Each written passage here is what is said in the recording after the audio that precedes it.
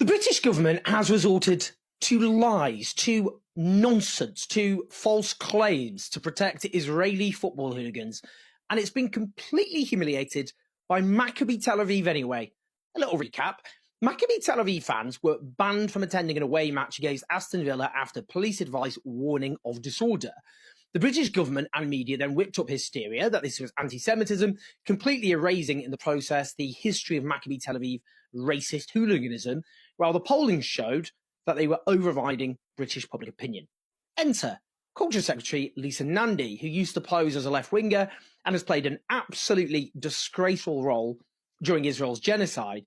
Before the general election, when she was Shadow International Development Secretary, she helped legitimize Israeli smears against the main humanitarian agency in Gaza, UNRWA.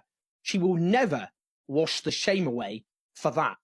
Let's listen to what she said in an emergency debate about Maccabi Tel Aviv, because that's the sort of thing our politicians judge to be a crisis worthy of parliamentary time. What is completely different about this case is not just that it's the first time since the early 2000s in this country that a decision has been taken to ban entirely away fans from attending a game.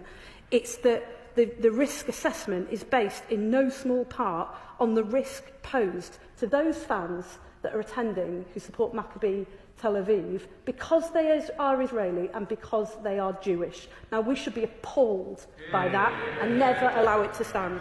She says this is the first time since the early 2000s that a decision has been taken to ban entirely away fans from attending a game. As many have pointed out on social media, this is false, completely false. The same either Nandy is lying or she's incompetent. Which is it, Lisa? Either way, why on earth should you be in your job? Now, know what she also does here. Conflate being Jewish with being Israeli. To be clear, I don't just support a ban on Maccabi Tel Aviv fans. I support a total boycott of Israeli football, just as there was a boycott of South African football under apartheid, and just as there is a boycott of Russian football after the invasion of Ukraine. It wasn't anti-white to support a boycott of South African football. It's not Russophobia to support a boycott on Russian football, and it's not anti-Semitism to boycott Israeli football after and during a genocide. What Lisa Nandy is doing is conflating taking a stand against Israel's genocide using whatever levers we have at our disposal with anti-Semitism. And that is disgusting. And it sums up what a total disgrace she is. Now, we keep hearing these false claims about Maccabi Tel Aviv. Listen to the former Conservative Cabinet Minister Ian Duncan-Smith getting corrected by the left-wing Labour MP Ian Byrne. I simply say this, that when they did the partial assessment,